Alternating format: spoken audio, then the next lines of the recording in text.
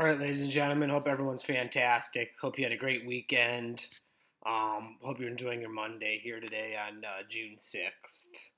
Um, so, the Tigers, since I've talked to you last, the Tigers have played 7 games in 6 days. They go 3-4, getting swept by Yankees over the weekend and taking 3 of the last 4 against Minnesota. So, the end of the homestand was great because we won game 1 on Memorial Day. We split the doubleheader, then we won the final 2 games. So we pulled within 8 games of behind Minnesota, leaving, going to New York, and then this weekend we got swept.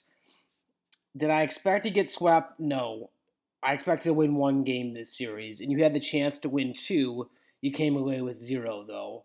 So you fall to 21-33 on the year through 54 games, and you're kind of wondering where is this team going to go from here. Off day today. 2 in Pittsburgh, another off day Thursday, then you start a 10-game homestand on Friday against the Twins. I'm sorry, not the Twins, the Blue Jays.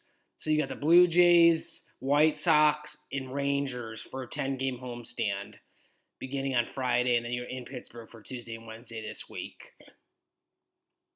So bear with me. I know it's going to be a crazy. A lot of people are saying the Tigers season's over. Like there's nothing left to do for this year. Like they don't have a chance to make the playoffs. That's a little far fetched in my opinion. It's been ugly. Don't get me wrong. It's been really, really ugly. 21-33 through 54 is not good by any means. But your pitching is 10th in ERA, starters and bullpen combined. The 9 teams ahead of you in ERA are all playoff teams right now, either division winners or wild card spot. And you are currently sitting at 21-33 with like a 370 winning percentage.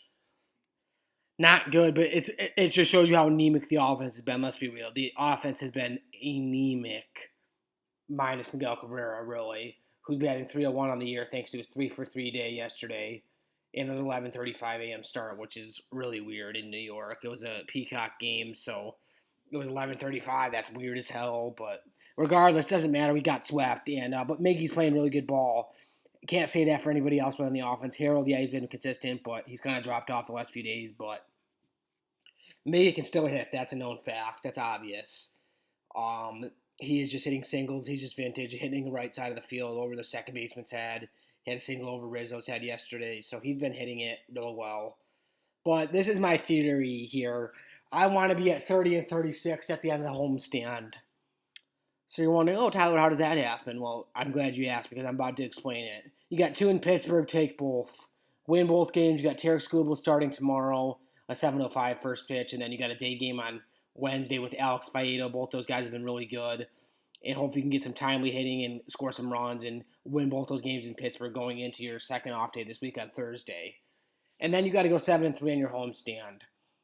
That would put you at 30-36 through 66 games, which is a very manageable hole to climb out of, especially the way you started this season. And 30-36 will probably put you within 4 games of a wild card spot. And you should be the way that our division's playing currently, depending on what Minnesota does and everyone else does, that should put you within 5 games of first in the division as well. So you'll be right there for the taking of both division and a wild card spot if you can somehow pull this off and go 9-3 in your next 12 games. What I'm looking at is you got to take both in Pittsburgh. I mean, Skubal's been your A's all year. Like he's gonna show up and pitch a really good game for you tomorrow, in my opinion. He's gonna give you 6-7 quality innings, and hopefully you can score some runs for him and get a victory tomorrow night and get back in the win column. Hopefully Faedo can throw the ball well and you score more runs in the day game, and you win both games in Pittsburgh, heading home for the 10-game homestand. And then really what you have to do on the homestand is win all your series. You have a 3-game series over Toronto, 2 out of 3. 3-game series against the White Sox, 2 out of 3. 4-game series against the Rangers, 3 out of 4. That puts you at 7-3 on the homestand, which you need, which puts you at 30-36 on the year, and your season's back on track. Now, the offense needs to step up, obviously, and really find their stride starting tomorrow. My prediction is Baez gets going. He carries this offense for like the next week. I think he starts tomorrow in Pittsburgh. He has a 3-for-4 night with 2 doubles and a homer, and that gets him going. That's just my opinion. Baez has been god-awful. Everyone knows that. If you've watched any kind of baseball or paid attention to Tigers, you know Javier Baez has been terrible. But that being said, he has the potential to carry an offense for a week or two, and there couldn't be a better time for him to start doing that starting tomorrow. We need it desperately, and Miggy's been really consistent. He'll be back in there tomorrow, DHing in Pittsburgh. Um, so can we please do this here, Detroit Tigers? Can we please go 9-3 in our next 12? Yes, it's a lot of winning, but we're overdue for this. And we're going to get Austin Meadows back tomorrow. Riley Green should be close to becoming back. You should be getting Eduardo Rodriguez back here on the homestand sometime. He's about to be making his rehab assignment, and Robbie Grossman also should be back soon.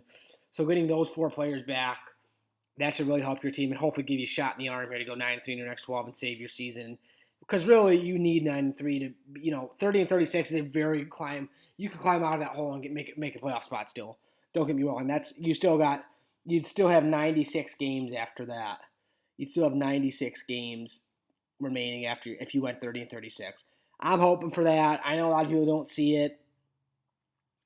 Torkelson even said after the game yesterday, there's a lot of positives we can take out of New York. Yes, they got swept, but they battled game 2 they got shut out. They only had 1 hit, so that wasn't Sunday's game was. There's some positives from there. You scored 4 runs. You battled. You should have won, but you gave it to them. The Yankees are the best team in baseball, 39-16 now. So getting swept sucks, yes, because you should have had 1 at least, and you had a chance to get 2. But you saw some positives leave, and hopefully that carries into tomorrow with a victory with Skubal on the hill and your offense perking up a little bit. Like I said, I think Baez is going to be player of the week for this offense this week. He's overdue to break out of this slump, and I think he will with a 3-4 night beginning tomorrow with 2 doubles and a homer. That's what I'm calling. So we'll see what happens here, but I'm really shooting for 30-36. I really appreciate you guys tuning in again on this Miz Monday, episode 8. Everyone have a great rest of your Monday. Enjoy your week. And I will be back on here, the 13th of June, I believe, is next Monday. So we'll see where it goes from here, though. I'm excited for this week's opportunity. Let's see what we got going. School will start tomorrow, needing to get out of this 3-game skid we're in, and we'll see where we go from there. I'm hoping for 9-3 in our next 12. But like I said, you guys have a great week. Thanks for tuning in as always. Go Tigers, baby. Go Tigers.